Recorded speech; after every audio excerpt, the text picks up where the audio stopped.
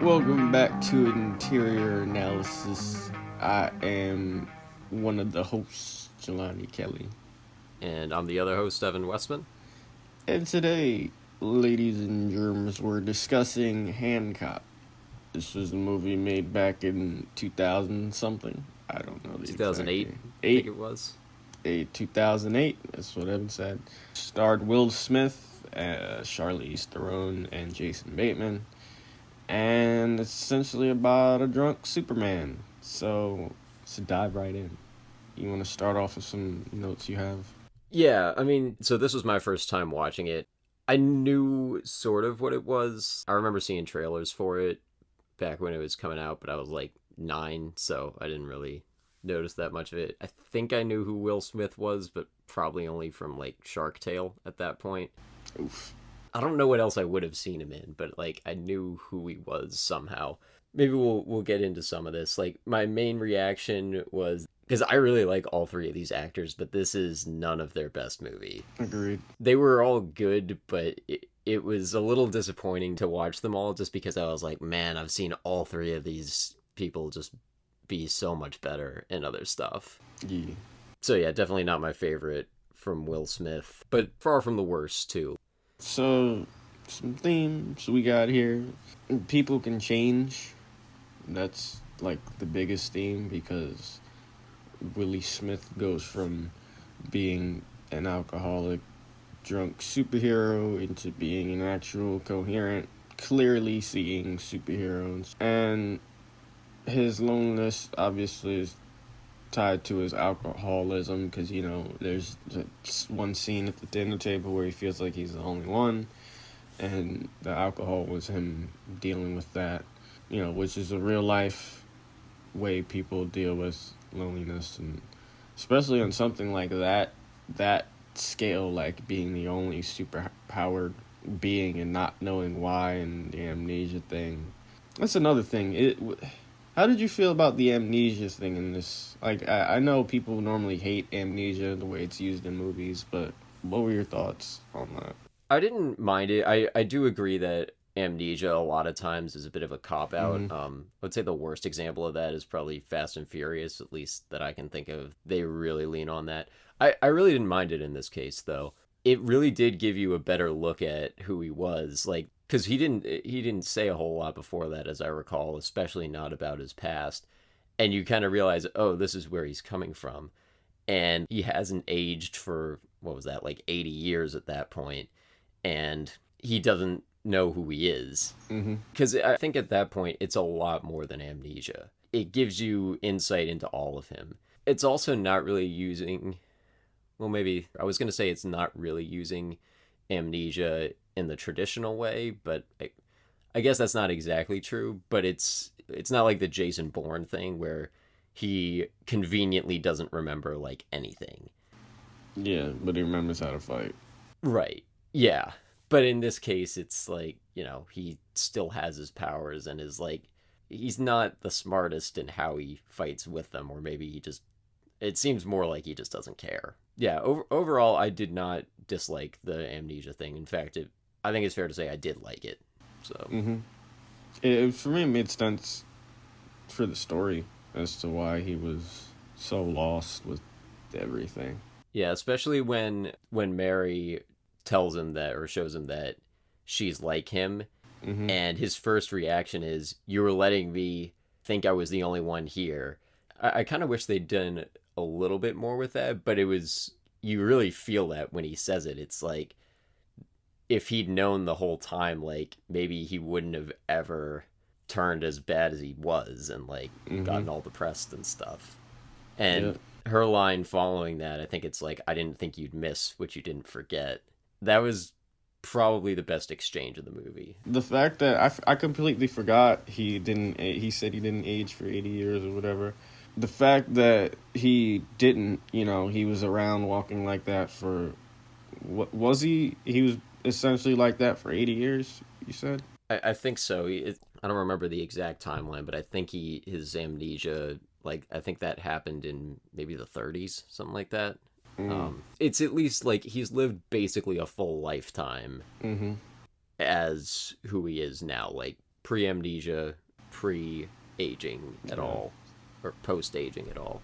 So the fact that he did do that for some time makes his, hurt that much more. Like, I didn't realize. I thought it was just like, maybe he was just doing that for a few years, but I completely forgot he didn't age. And then the people can change. Some movies have a take where people don't change.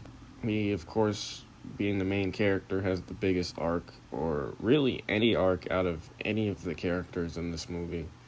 It's Ray's whole thing to change him, to prove that, good can come from people, or just, people can change their ways from bad or good to bad or whatever. Yeah, and that's actually a pretty big shift from how this was originally. So I have a bit more to say later about the original script for this, because I read through it, but that was one thing that wasn't present in the original at all. Like, and they made a ton of changes that I'll get into later, maybe, but like, Hancock originally was pretty much like a fairly traditional superhero right from the start, and he ended up kind of turning bad toward the end, kind of, and really, I think it was meant to be more Ray's story, although his name was Horus in that for some reason. I think it was supposed to be for the Egyptian god. Can you remind me what he's the Egyptian god of? I know there's the Eye of Horus, but I can't remember. He's the son of Osiris. He's like the king Egyptian god after all their stories happen. The betrayal of Set, and all of them. I forget exactly, maybe, I think Ra's the sun still. In any case, I don't know if they were trying to go for symbolism with it, but like, any guy born in like 1970 named Horace in America, like, it was, I don't know, that was even for like weird character name choices, like that one was even a little far. But anyway, it was kind of more Ray's movie in that one.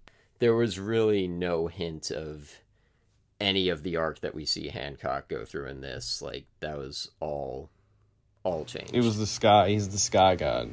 Sky god. Okay. Yeah, they didn't do anything with symbolism for Ray's character. Was his name actually spelled the way the Egyptian god's name is spelled, or was it Horace? Oh, no, Horus, not God. like Horus. Really? Like Horus. Jesus. I mean, he could fly, so not Ray, but Hancock can fly, so that's something. Yeah, but it wasn't him that was named Yeah, that, no. so I don't know what they were going for with that. I mean, in the final movie, he has an eagle as his symbol, and Horus is a bird, so there's that, right, Evan? I guess, but the problem with that is that, like, nobody watching the movie would have known that they were tying it in from the original. No. I think the eagle is also apparently, this is not super relevant, but I think it's that's actually like a Philadelphia Eagles hat. Will Smith's from Philly, so I don't know if he... I thought it was just like America. I thought that was just like an American symbol, the American bald eagle, like wearing the American flag as your cape. Yeah, well, it's not quite that blatant, I man. guess. I see what you're doing there. All right, so let's jump into the characters. I didn't realize how, like, focused the story was on the three main ones. Like, the villains don't even really matter in this. They come in at the end and they, like, beat them, rough them up a little bit, and then, that's the end of them. I don't even remember their names. I just thought of him as Eddie Marsan, because he's the actor for that. It was weird hearing him talk in an American accent, too. Like, some British actors can pull it off. I'm not sure. Of course he's British. Bro, have you seen Ozark? No. Because there's a character in there that has a really, really, really, really southern Missouri accent. Her name is Ruth, and I could have sworn the actress was British because of how over the top it was. But no, she just speaks with a normal American accent. I just assume whenever some actor is doing an accent, or even just having an American accent, I just assume they're actually British if I don't know who they are, because they always end up surprising me.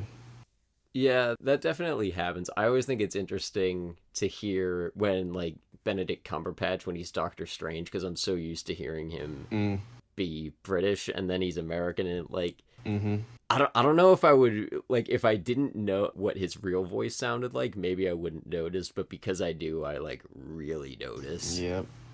I think my first case with the American accent to other accent fake out was with Hugh Jackman, bro.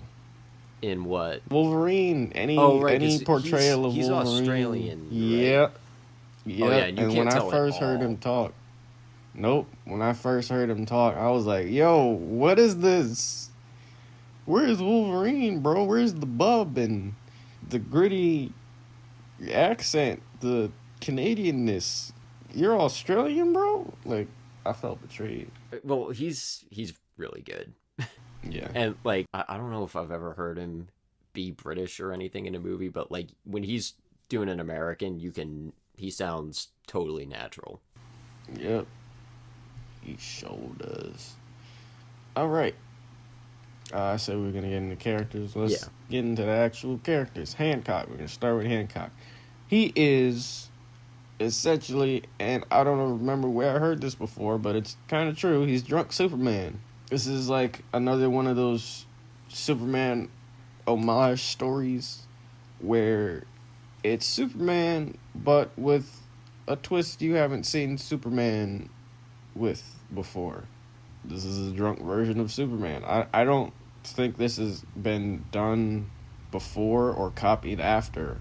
I'm sure Superman has been drunk in the comics at some point for some reason, but, you know, this is an entirely different take on him. I just enjoy different takes on Superman stories, which is why I love Homelander. That's why I'm kind of interested to watch Brightburn, but I kind of saw, like, a summarized video of it, and I don't think I need to watch that. Which one? Brightburn. It's produced by James Gunn. That was, like, their selling point. It's Superman crashing in Kansas, essentially, but, like, his ship tells him to go on a killing spree, and that's what he does. Okay, yeah, I know I've heard of that. I just don't know very much about it. Yeah, Elizabeth Banks is in it, and I don't know the actor's actual name, and I feel bad for saying this, but Roy from The Office, he's the father.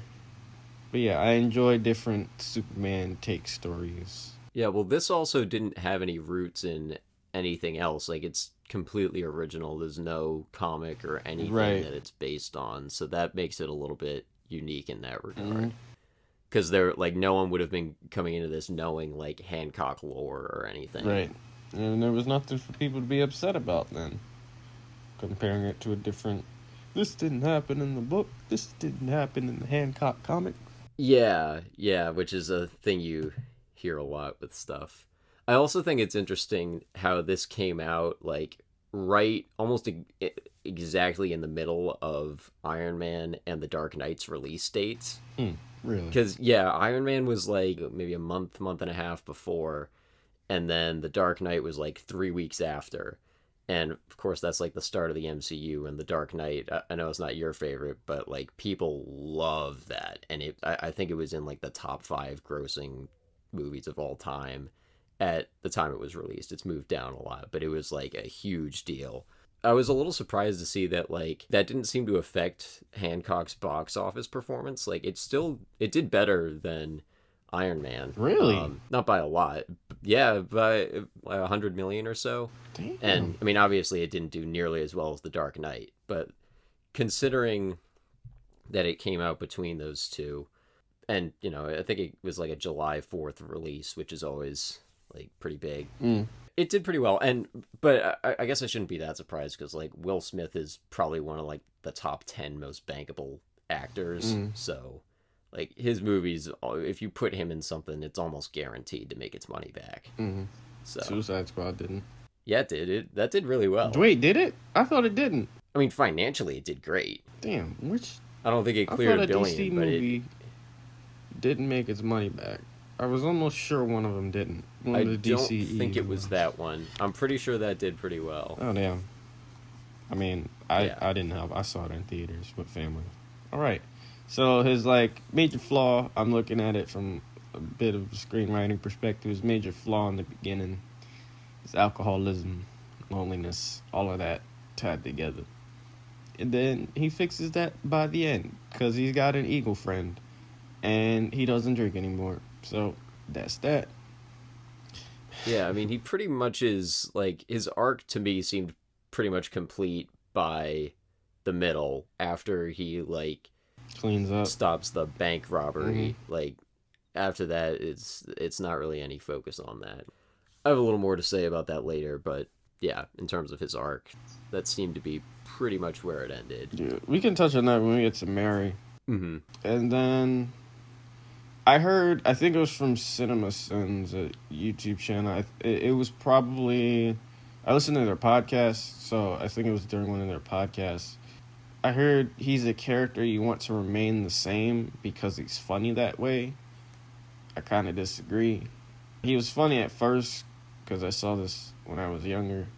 I was like, haha, he's swearing and everybody's calling him an a-hole. But then looking at it from my perspective now, I just kind of feel bad for the guy because nobody gives a crap about him, you know?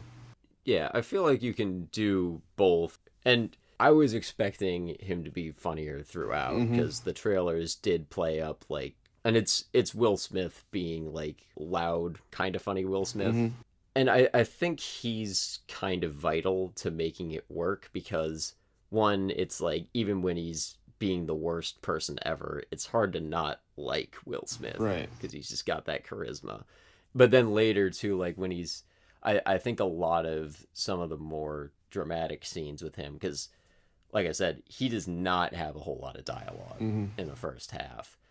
So you need someone who can like give off like the right kind of vibe. Like when he's in those, I guess, rehab meetings or whatever in the prison, when he's just sitting there, like I feel like there's so few actors who could pull off just sitting there the way he does, and like you still get the sense that he's like processing and you can like see how he's feeling.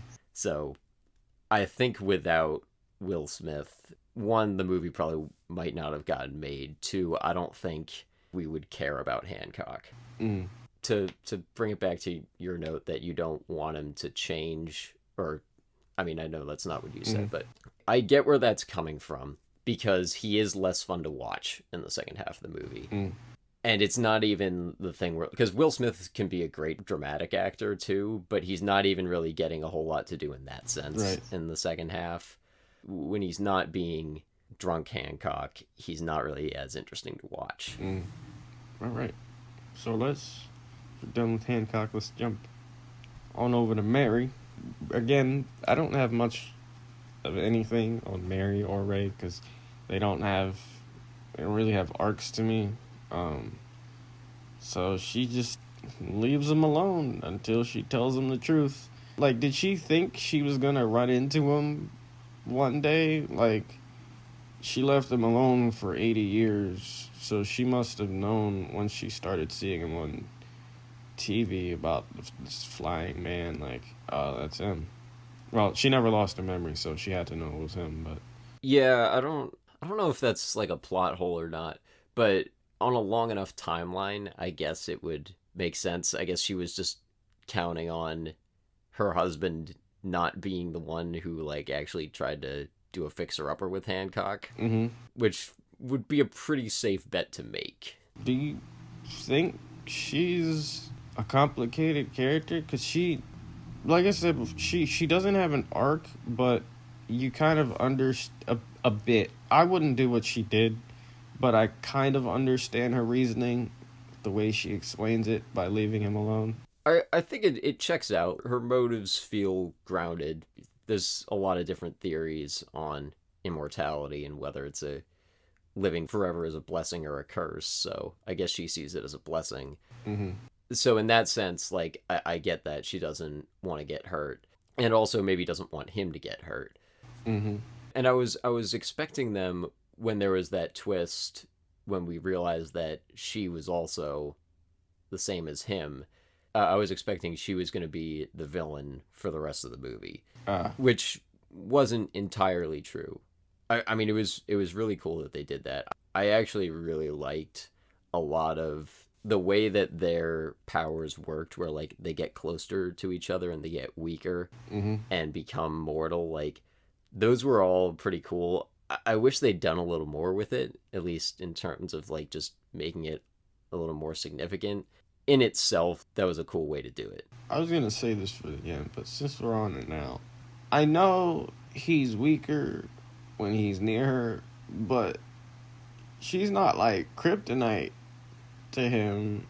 Like, I don't know in the end why the humans were able to beat him. I know he still won, but why the humans were able to beat him senseless, even though he could still throw hospital beds like they were paper balls. I didn't understand that completely. Oh, wait, wasn't he also, like, he felt the gunshot that she felt, right? I think that was it. That was part of it. It was Like they're something like that, I connected think. or something. Yeah, I'm not remembering that final scene that well, but it was. And who was the they Murray kept referring to that was killing them off? Was it just humans in general, or were just killing, like, the humans don't seem to know what they are. So, I mean, the audience doesn't even know what the hell they are because they didn't specify exactly what they are. But she referred to that like they were dying off or getting killed off when she was explaining the story behind them. Who was doing that? Like, was there a god hunter? Like, what? Yeah, I mean that's. It really doesn't give us an answer for that. I guess it's just it just kind of throws it in there. Like, were all of them interracial couples and it was just racists killing them off because it was like the early 1900s, or I mean, I guess that would make sense, but then you have to take into account that like I guess it's a question of whether all of them knew about it, because if they were all coupled up, then they would have been vulnerable. mortal. So, I mean, maybe, and also like maybe it doesn't sound like any of them just died of old age, Right. from what she says. To know it, I think they needed to have explained it better, because if they have their powers, like even if they're weaker, if they still have their powers while they are together and weaker, Mm-hmm. then I think that makes a difference, because if people are afraid of them and see that they're powerful and like they want to stop them, like that's the kind of reaction we see a lot in like fantasy kind of stories. But if they lose their powers along with their like invincibility, Mm-hmm. then I don't see how that could happen. But maybe, the backstory was like Hancock tried to stop a mugging and got beat up. Mm-hmm. So who knows? Maybe it was just like turn of the century racism, but then again, that implies that they're all in America, I guess. No, I thought, Well, maybe not actually, I didn't think it was a but mugging. I thought maybe. it was because a bunch of racists thought, well, they were together, but a bunch of racists ganged up on them, and he tried to protect her, and they like snuck him or something. I don't think it was a mugging. I'd have to go back and find the line. I remember it saying a mugging, but I don't Oh, know. okay. In any case, it's not super well explained. But there's enough that I wasn't really questioning it while watching it. But then again, when he's like jumping away from her Mm-hmm. at the end, I was like, what is going on? And then at like a half hour after it ended, I was like, oh, wait, that's what he was doing. He was getting away from her to give her powers back. But like as it was happening, I didn't realize what he was doing. Damn, I picked up on that the first time. Do you feel bad? Yeah, now? well, it wouldn't be the first time I've totally missed something like that. So Oh. maybe that might be a me thing more than like a fault of the way they showed it. Also, I know I'm not the only one that wanted to know more about their backstory, about what they are and how the hell the world dealt with them, or maybe at least seeing Hancock in the 1970s or something, and they're like, oh, there's Hancock flying around being a jerk again. Like, I wanted to see more from the past of really anything they mentioned. Or this is kind of where I wish they would have had like one flashback or something.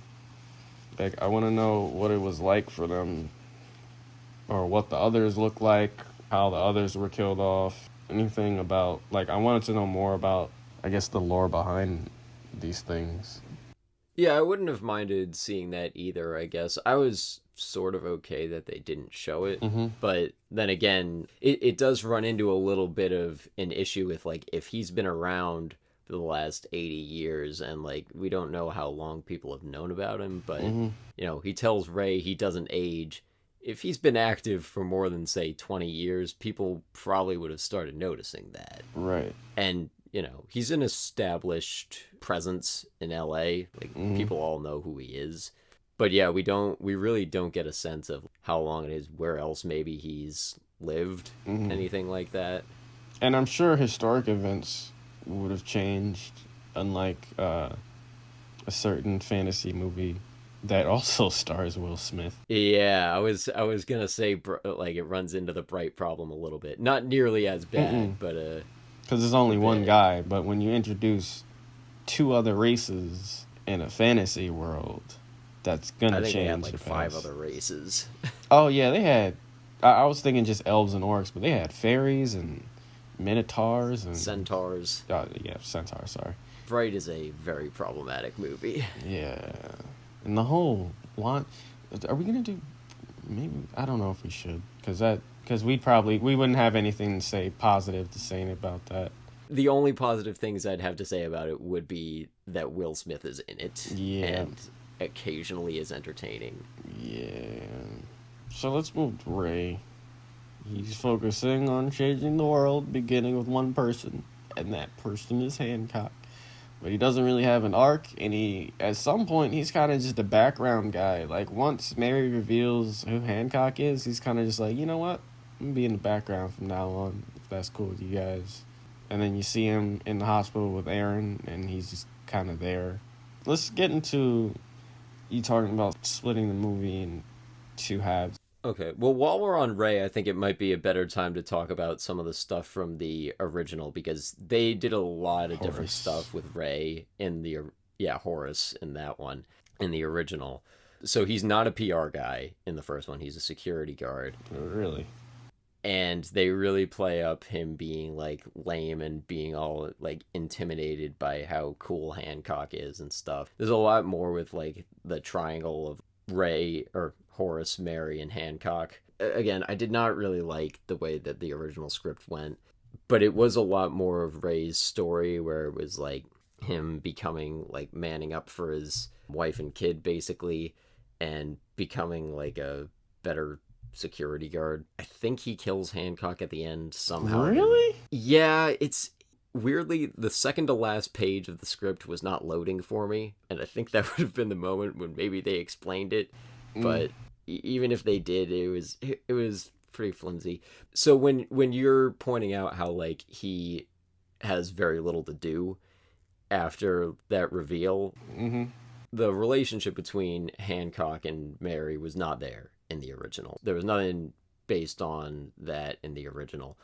But I think that was, like, the last hint of what they kept from the original, where it was like Ray ended up was just left out of the narrative for a little bit, because, like, he's just a guy at that point. He really doesn't have any way to impact it.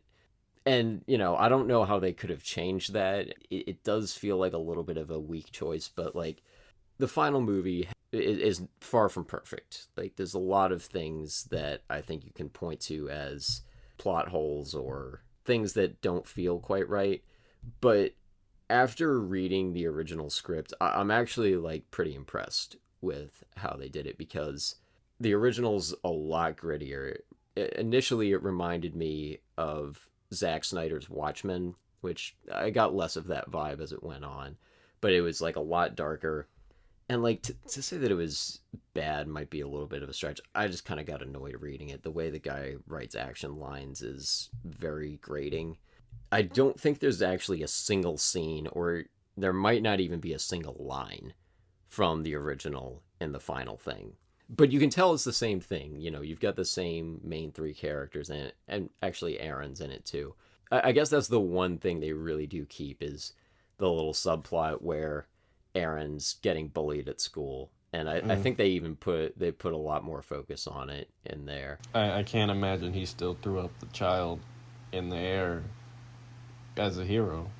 Nope, that wasn't in there at all. I think they kind of had it be more like Aaron trying to stand up for himself, and Ray's philosophy was like turn the other cheek, and Hancock was like, no, kick their ass, or at least try. Mm-hmm. I don't even remember if they really came out on the side of one or the other. It was a little confused in that sense. I think the original writer was not very involved in the rewrite. They brought in Vince Gilligan, the guy who made Breaking Bad, Mm-hmm. to do a rewrite on the script, and I don't know if he was the only one, but he's credited, and it's kind of incredible how much they changed. As I said, the final thing's not perfect, but it is a lot better than it might have been. So in that sense, I'm kind of impressed by it. If you want to go read the script, you or anyone listening, like, it's not the most enjoyable read, but it is interesting to see how different the two things are. Mm-hmm. Also, if you want to find it, the original is titled Tonight He Comes. It's not called Hancock. But I think if you search for like Hancock script, yeah, I don't even really know what it was referring to. It was like a voiceover line and that bookended it that I think it was also written in like 96. Like they had a line in there, like Hancock has this whole speech that basically boils down to with great power comes great responsibility. And at first I was like, oh, he's trying to rip off Spider-Man. But then But that was before Spider-Man. yeah, so that wouldn't have been a thing yet. Yeah, I don't know what was out in 96, but that is a very different context. It's a good testament to how, like, even though, again, the final thing isn't perfect, there's a lot of process that usually has to happen in terms of changing a lot of things with the same story. Mm-hmm. And like rewriting stuff, and you have to write like a lot of bad versions of something before you get to a good one. Mm-hmm. Like I think even for the thing I'm working on right now, and like I'm barely starting the first draft of it, but I think in terms of just like trying to map out the story, there's probably 10 different versions that I've played around with. Mm-hmm. And I wonder how many versions it took them to get from the 96 script to the final thing. Mm. Did we, because I don't have anything on Ray, did we talk about splitting the movie before I get into like my miscellaneous notes? Yeah. So I don't know if this was your reaction, but I felt like after Mary reveals who she is, like it really becomes a totally different story. Like you have the whole thing with Hancock getting clean, becoming a better guy in the first half, and then he pretty much does that by the midpoint. And then the second half happens, which in itself, that's not a problem. Like when we had David Greenberg on for the 3-act structure episode, he talked about how Iron Man is pretty much set up like that, where his arc is basically done by the end of the first half, but the second half is still like connected to what happened in the first one. And Mm-hmm. I didn't really feel like that was the case here. Like I was wondering, like, could it have worked better if they made the second half as a sequel? But I was like, somehow that doesn't feel right either. Mm-mm. And it's not like the worst thing, but the climax felt like it was only paying off stuff from like half an hour before and nothing from the first 45 minutes. Right. So, did you have anything on that? Like, Not really. Not that you mentioned it. Like, I guess it does kind of feel like not two different movies, but like they could have been or maybe should have been separate.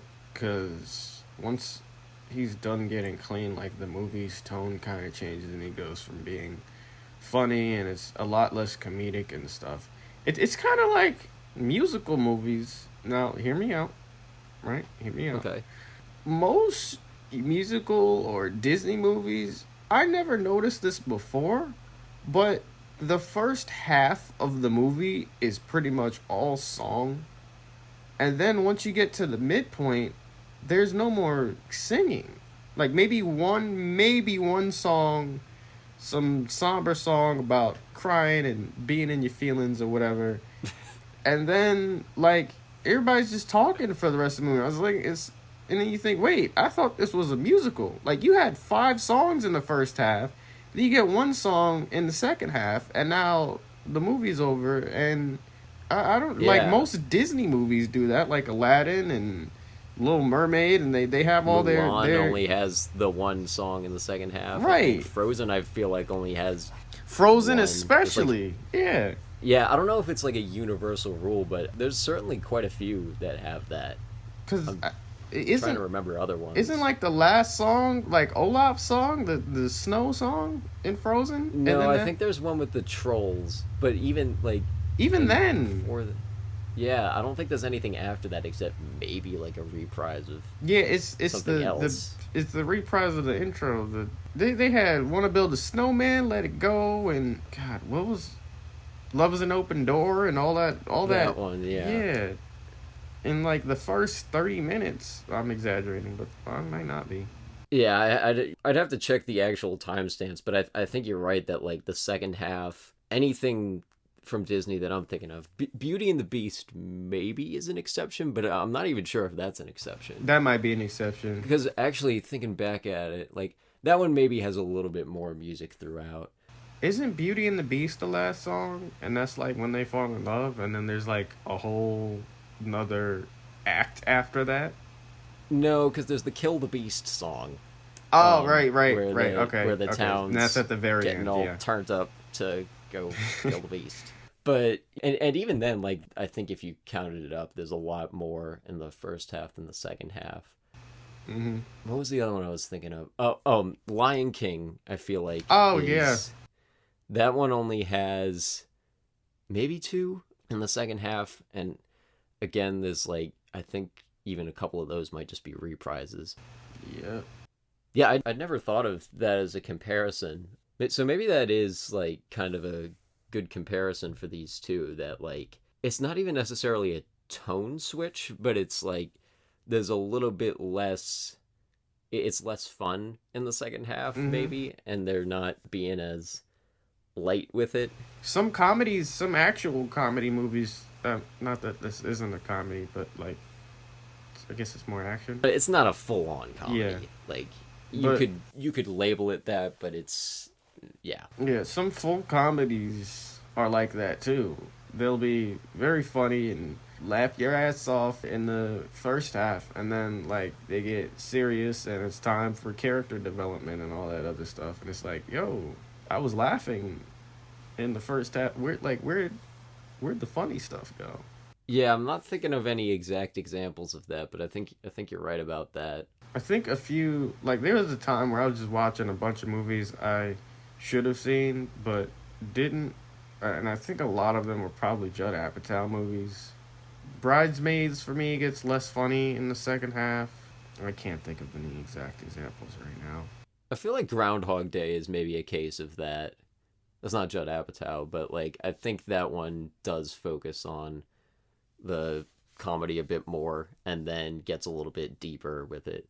With those, I never feel like that's a problem. So like I think there's something else going on with Hancock because all these things that we're listing, like I never feel like it's an issue that there's only one song in the second half of the musical. I mean, I hadn't noticed it until you just mentioned it, so maybe that's why. But I've never heard that critique really either. So Yeah. I feel like it's a plot thing because it's not even that the fun of it is gone. It's more that like it just feels like it's existing in a separate world, and like I feel like the entire second half of the movie could still have happened without the first half happening. Right. There is a bit of a tone switch, but I think the reason maybe it's problematic here and not with other things is that, and maybe it even does go back to the musical thing, because like if they're reprising all these songs from the first half, like literally that is referring to something from the first half of the movie and tying it back in. And I'm not super up on musicals, so like the symbolism or whatever of that is maybe like there's more to go into with that, but it's still like you needed the first half of the movie for the second to exist, and maybe that's not really the case here. Right. Do you have any more for the splitting the movie in half thing? The original version of the script? No. You said the kryptonite thing, not really specific on what Hancock and Mary are, gods or angels. I originally thought they were angels, but then I went back and watched it, and she said People refer to us as many things, gods, angels, whatever. And I'm like, wow, you really don't want to be specific, okay? And then I was wondering, I said before, what the world looked like with more of them. Who was they referring to? Oh, and my last note. I dislike the humans hate superheroes thing. It's kind of played out. Well, by now it's definitely played out because we had three more X-Men movies after this. I don't remember when The Last Stand came out. I thought it came out before this. I think it was '06, Yeah. so it would have been 2 years before. But maybe they were like, maybe by the time that had come out. Yeah. Although, I mean, I feel like that would have helped this movie, so I don't think they would have seen it as a hindrance. But anyway. Actually, we had four more, probably more. We had Logan too. I don't know if that counts as X-Men.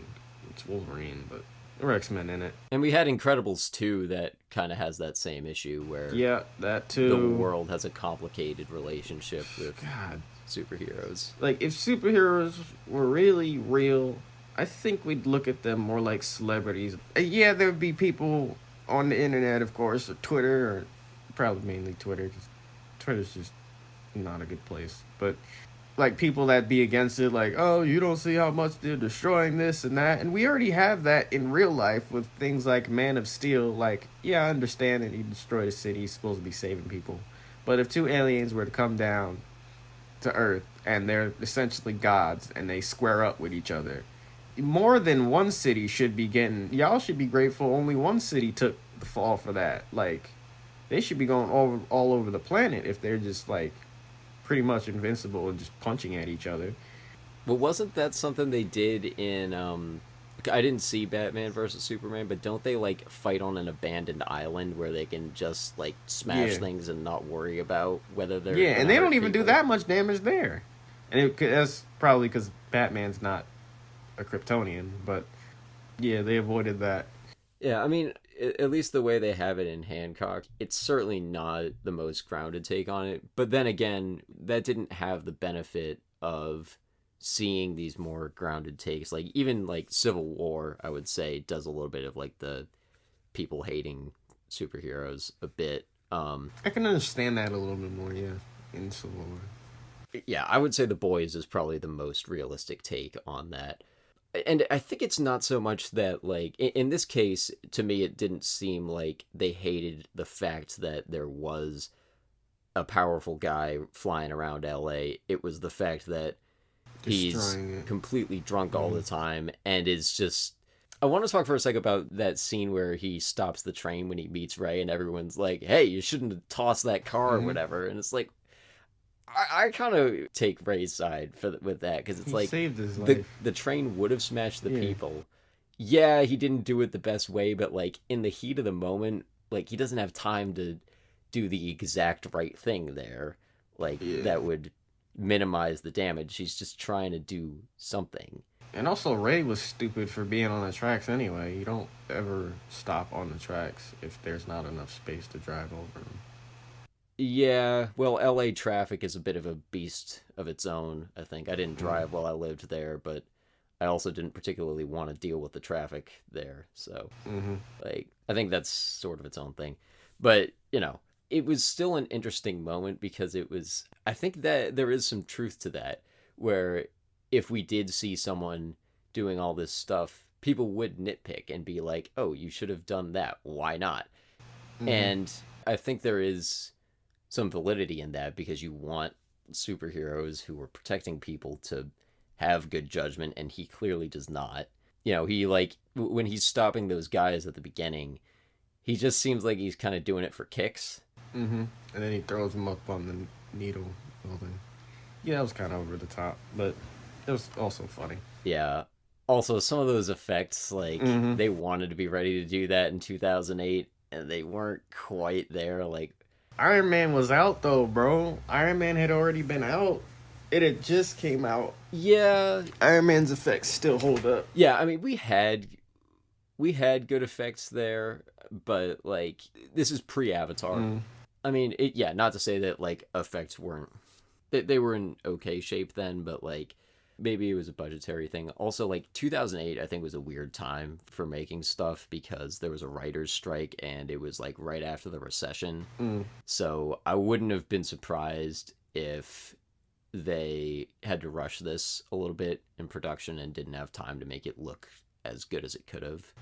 So there's maybe that. It's not like the worst, but you do feel some of the effects they're struggling to do it, and it's not quite there. And my last note on this was really not one person in the movie besides Aaron was like fascinated by him. I guess if you grew up in LA with Hancock around, maybe it's like a norm for you, but like really a little kid is the only one, and not even his father. His father's just trying to like change him. He's not fascinated by the fact that he can fly and is essentially a god, but really nobody besides the boy of Ray, and I'm sorry to say this in the same sentence, it's kind of weird, but like the chick he smashed from the bar.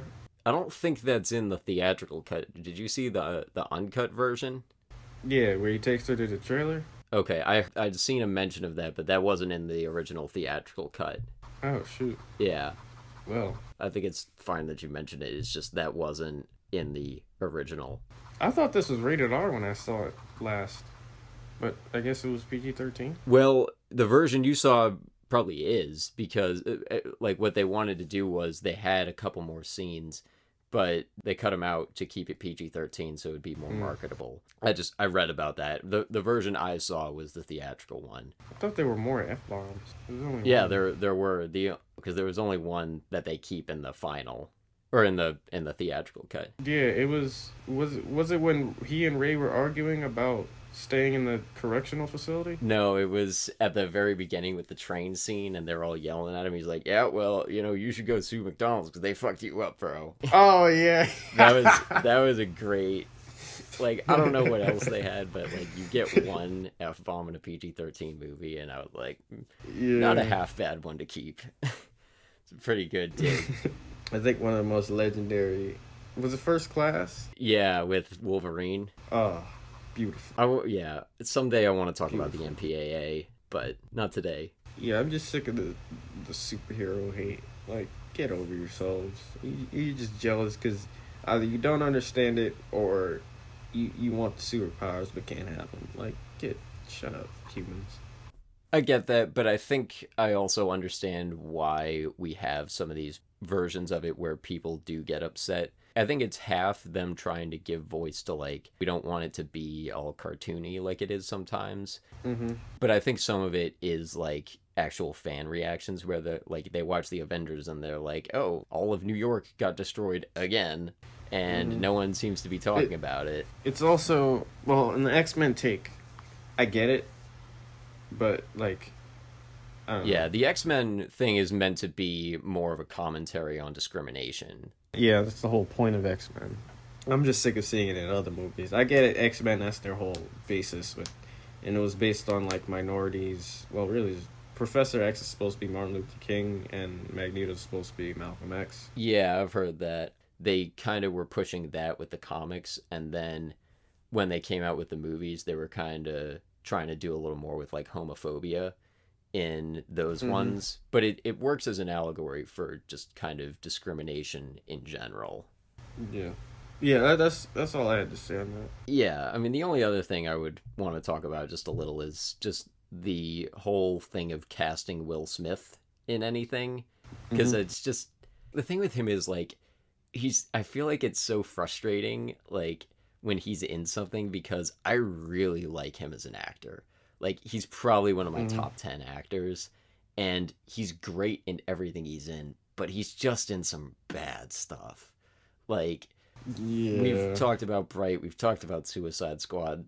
Like, those are some rough movies. They're not good. I think there was an argument made that he hasn't made a hit since I Am Legend.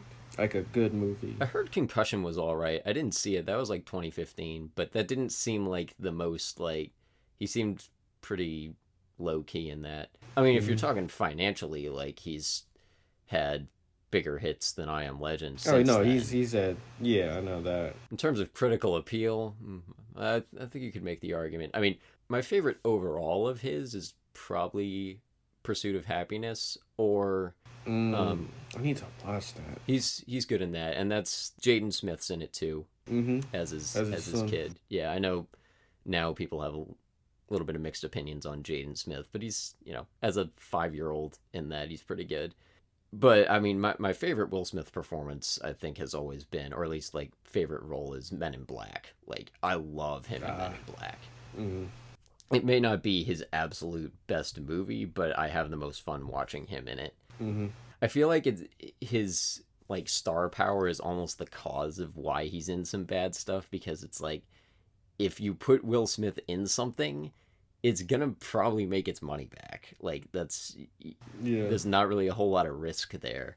So if you shoot something with Will Smith in it, it's got to get released, because if not, it's just sitting there and not making any money, and that's never something that studios want. So if he's attached to something, like, and I don't know whether he's in control of that or not, but I just wish he was in some better stuff, because even when he's in bad things, he's really good. Like, there's a moment in Bright where, like, I think it's in like a bar shootout, where like his character has to do something that he has no motivation to do. I don't remember exactly what it is, but I remember watching it, and I like, you see Will Smith do it, and I was like, okay, there's no reason for the character to do this.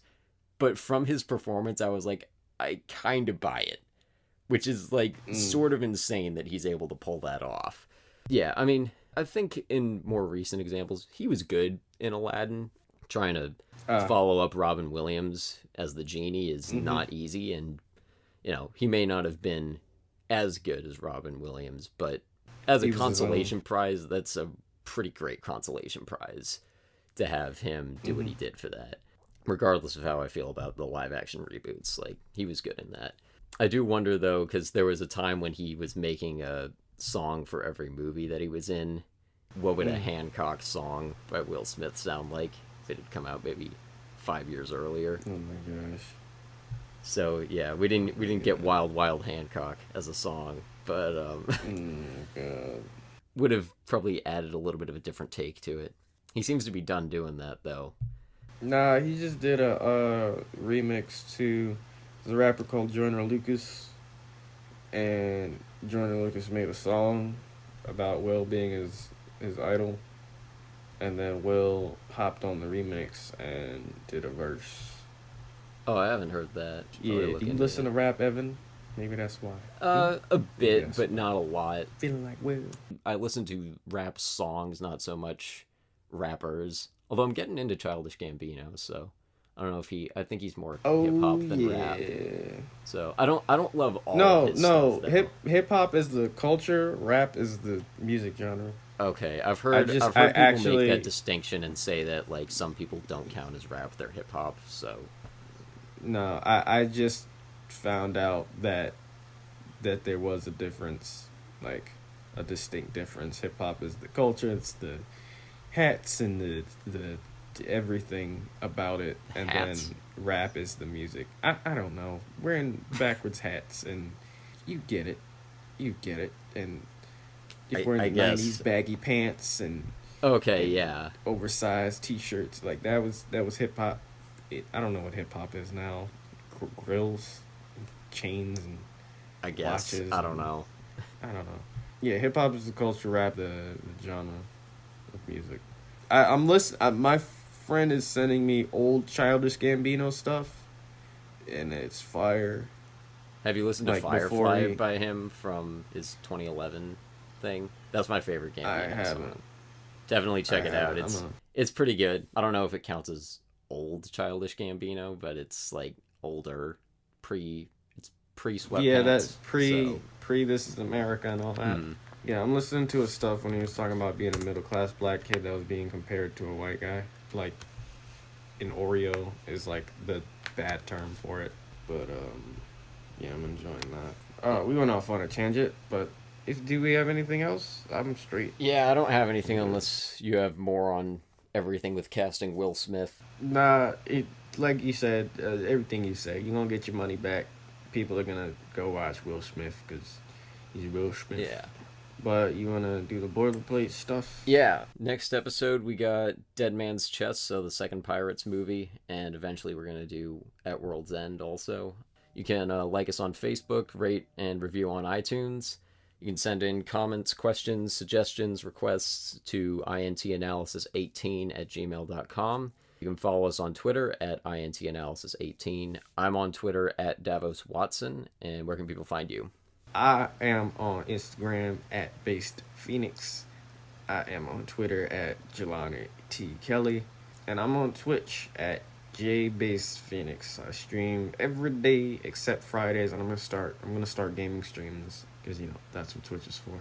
Yeah, I have my book out. I still have physical copies on Amazon. You can find Descended Awakening, my book, or you could just look up my name on Amazon and let me know what you think of that. All right. Superhero books. Yeah, so we'll see you guys next time. So thanks for listening. Peace.